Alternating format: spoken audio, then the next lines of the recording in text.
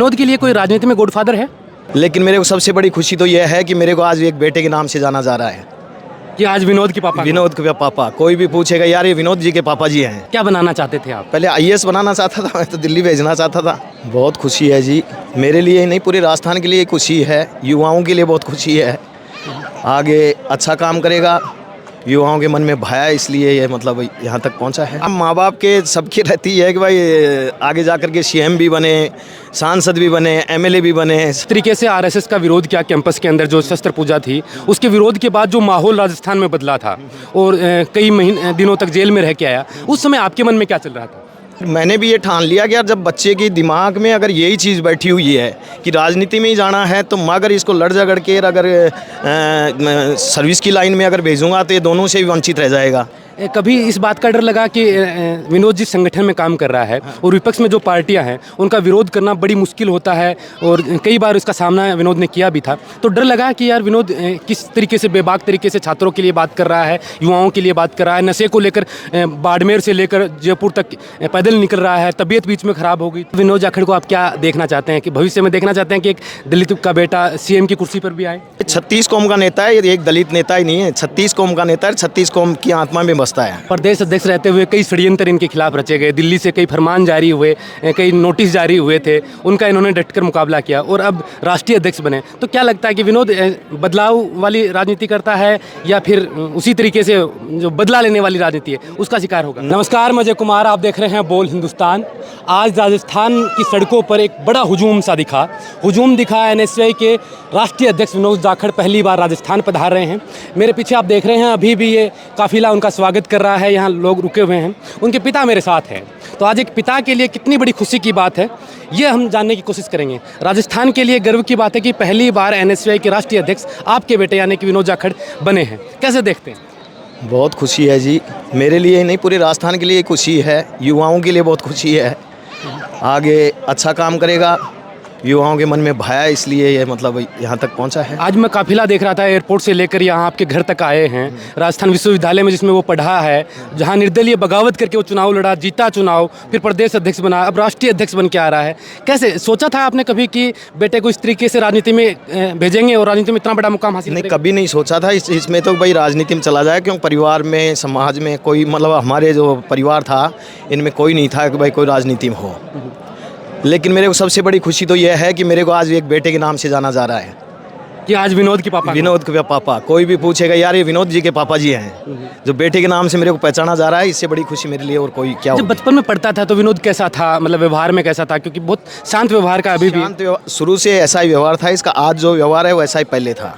क्या बनाना चाहते थे आप? पहले आईएएस बनाना चाहता था, मैं तो दिल्ली भेजना चाहता था। फिर इसने राजस्थान कॉलेज का आगे मेरे को बोला कि पापा जी अगर मैं राजस्थान कॉलेज के चुनाव लड़ूंगा और अगर इसमें मैं असफल हो जाऊंगा तो मैं दिल्ली जाके आईएएस की तैयारी करूंगा और मैं आईएएस बन के ही दिखाऊंगा मैं आपको।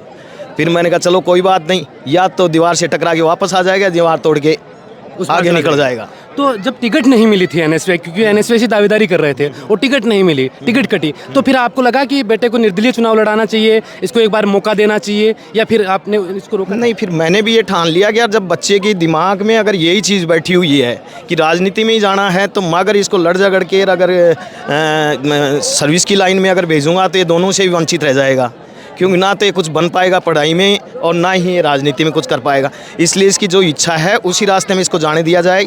जो भी कुछ है या तो अपन यहाँ से कुछ बन के निकल जाएंगे या फिर अपन गांव वापस चले जाएंगे।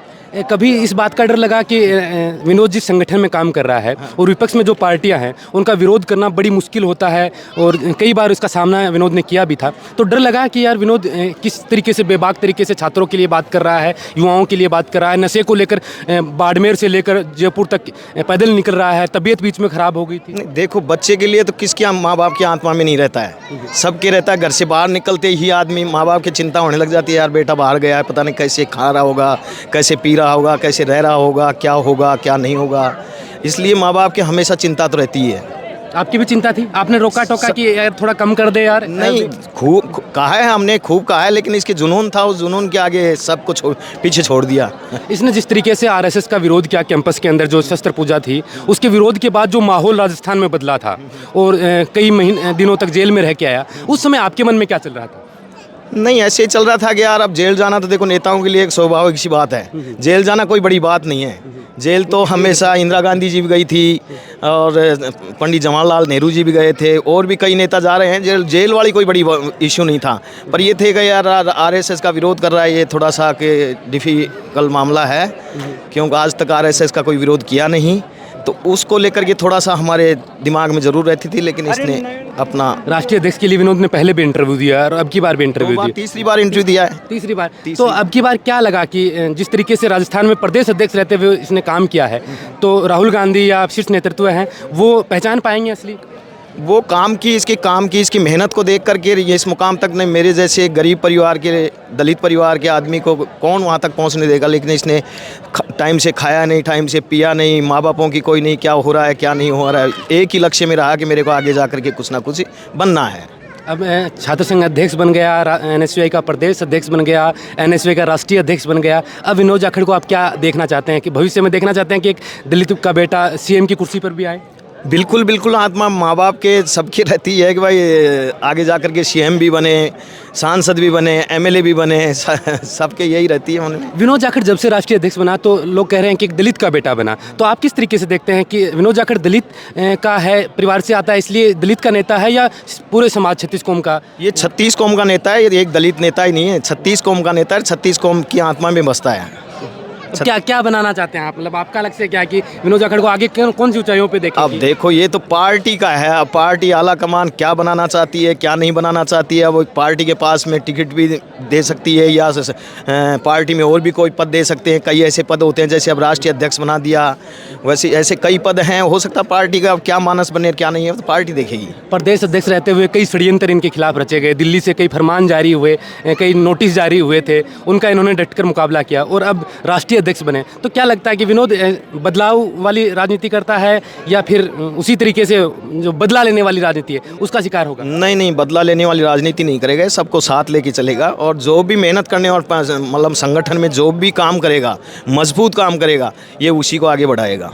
अब आज राजस्थान में पहली बार आए हैं राष्ट्रीय अध्यक्ष बनने के बाद, आज लोगों का हुजूम एक पिता के लिए कितनी बड़ी बात है कि जिस बेटे को कोई जानता नहीं था, एक नॉर्मल सा परिवार का बच्चा राजस्थान विश्वविद्यालय में पढ़ने जाता है और आज उसके पीछे हज़ारों गाड़ियां हैं, हज़ारों लोग हैं और वो यहाँ तक छोड़ने आए। तो बात तो मैंने पहले ही बोल दिया कि जिस बाप को बेटे के नाम से जाना जाए, इससे बड़ी खुशी कुछ नहीं हो सकती बाप के लिए। जिसको आज विनोद के पापा की भाई ये विनोद जी के पापा हैं, उस नाम से मेरे को पहचाना जाए, इससे बड़ी मेरे लिए खुशी होती है। विनोद के लिए कोई राजनीति में गॉडफादर है? कोई नहीं है, ये तो खुद की मेहनत है, खुद की मेहनत से। खुद की मेहनत से। अभी बहुत से बच्चे हैं जो राजनीति में काम कर रहे हैं और जो चाहते हैं कि कोई मुकाम पे पहुंचे, उनके लिए आपका क्या, पिता के नाते क्या सुझाव होगा? अब देखो उनके लिए तो मैं क्या सुझाव दूंगा। तो किस तरीके से राजनीति करें कि विनोद के चिन्हों पे चलें, या अगर आगे बढ़ना है तो विनोद के पद चिन्हों पे चलना चाहिए। अगर आगे बढ़ना है पैसे का बाहुबल उसका दिखाया जाए तो वो ठीक नहीं है।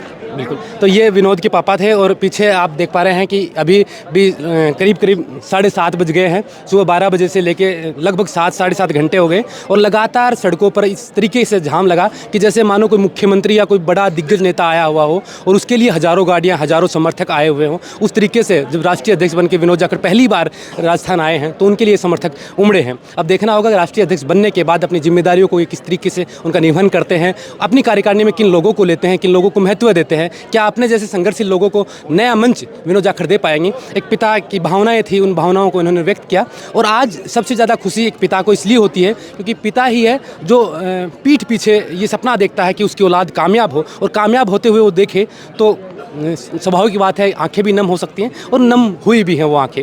अब देखना होगा विनोद जाखड़ आगे क्या राजनीति में करिश्मा करता है। आप देख रहे थे बोल हिंदुस्तान में अजय कुमार, नमस्कार।